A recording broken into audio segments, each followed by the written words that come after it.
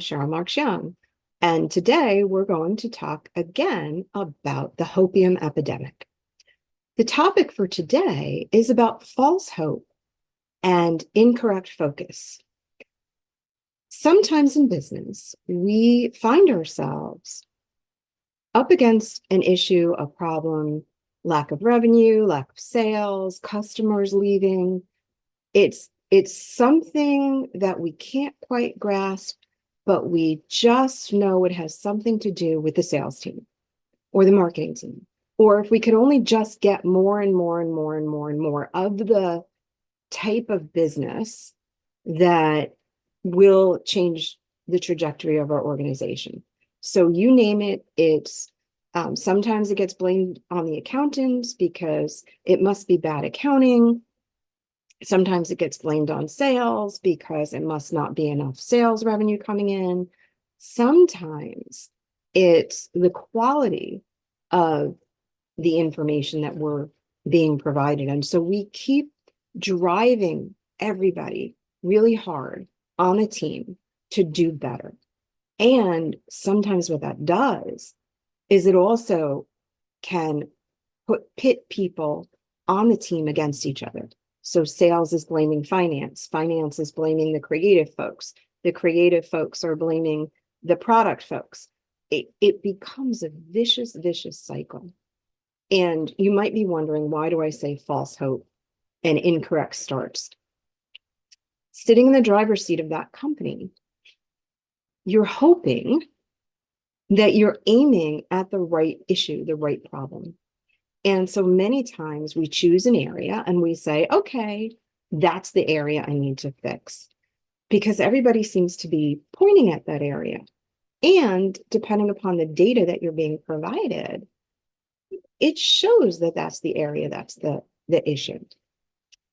Let me just recommend that when that happens and you keep pushing at the same area, and you're getting the same results, and you start getting mad at those people, and you start saying to yourself, they're not working hard enough. They're not working fast enough. They're just not getting it. Maybe they're not a good fit here. Well, that's a conversation for a different day, which is, do they fit the culture? Do they have willingness? Do they have competency, right? So we'll talk about that on another day. But today, are you aiming at the right problem? So let me give you an example. I worked for an organization years ago, and we had a sales team. And the sales team was selling, selling, selling. And then all of a sudden, and revenues were going up. And then all of a sudden, customers started leaving. And the sales team said, it's not us, it's the customer service team. Customer service team said, it's not us, it's our products are no good. The product team said, we don't know what you're talking about. Our prices are too high. Everybody had an answer. And everybody was looking around the table inside the company.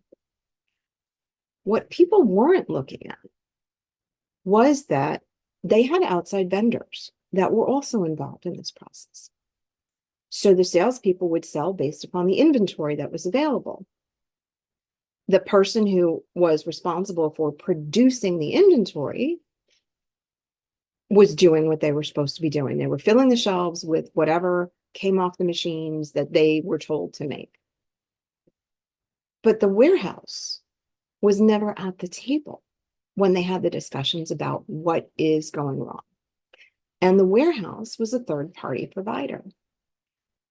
Once the team started to say, wait a minute, and by the way, in order to do this, they needed an outside objective observer to come join their meetings to say, wait a minute, let's follow the process.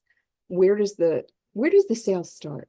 Where does the idea start? Where does the product start? Okay, the pricing, I get it. Where's the customer in all of this?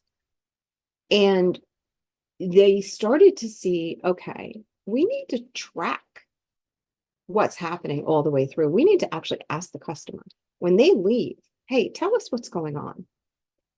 What they learned was that 90% of the time they had changed. So let me back up. They had changed warehouse vendors. They had changed the process of how their products were sold and delivered to the end customer. They literally outsourced the delivery. What they missed was that in the feedback the customers were giving them as to why they were leaving was not that the products were no good. It was not that the price was too high. It was that 90% of the time they weren't getting the deliveries on time. And 90% of the time they were getting the wrong product. And then sometimes they weren't getting the product at all. They were getting nothing and no communication from the third-party vendor. But since the customer didn't know that the third-party vendor wasn't part of the company, they assumed that the company knew. And they assumed that the company's behavior was just the company's behavior. Once we were able to focus on that warehouse and their process and procedure for receiving inventory, stocking inventory, keeping count of how much inventory they had, restocking, delivery, communication to the customer, communication back to the company, and keeping everybody in the loop, things started to get better. They didn't realize how poorly they were operating, and they didn't realize the impact it was having on the company's customers. So at the end of the day, the CEO and owner of the company kept blaming everybody and threatening everybody on the team with, well, you're not going to have a job. You have to do better. Spent a lot of money fixing people when what they needed to do was look at how they were operating. What's the outside structure? What's happening? Follow the process through to find the root cause of that problem. So that business owner was operating on false hope that every time they put a change in place, it would save everything. And every time they got let down, they got angrier and angrier, and the team underneath them was very unhappy. Once we were able to put them on the right track towards what the real root cause of the problem was, which was a vendor who wasn't operating properly, wasn't following the agreed upon process, and wasn't communicating properly, they were able to change course, fix things, and of course they had to repair all the relationships with their customers, but that was easier because they knew how to do that properly. And yes, they lost some customers because it took them a long time to correct the situation.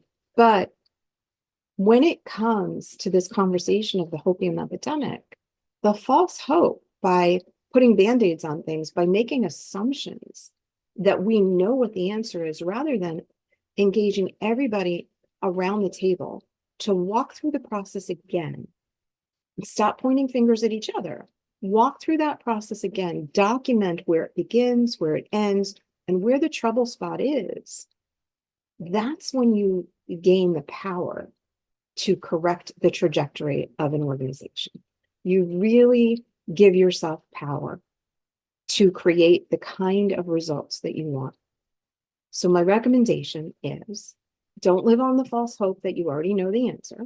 When something's not working well, look at the entire process. If you need to, bring in an executive coach, bring it. Listen, there's no secret. I am a Vistage chair. Bring it to your Vistage group and have them help you walk through this so that they can help you see what the problem is. They can sort of take the blinders off with you and really pull this apart, because you really don't want to drive your business under the influence of hopium. It's never going to have a good ending. And this way, if you get out in front of it and you start looking at the process, you have a better chance of solving something faster and saving the trajectory of your organization a lot faster. So that is my conversation for today. If you have had an experience like this, I would love to hear from you. I would love to find out how it went for you. I would love to find out what your pain points are as you think about the hopium epidemic that may be inside of your own business. Thank you.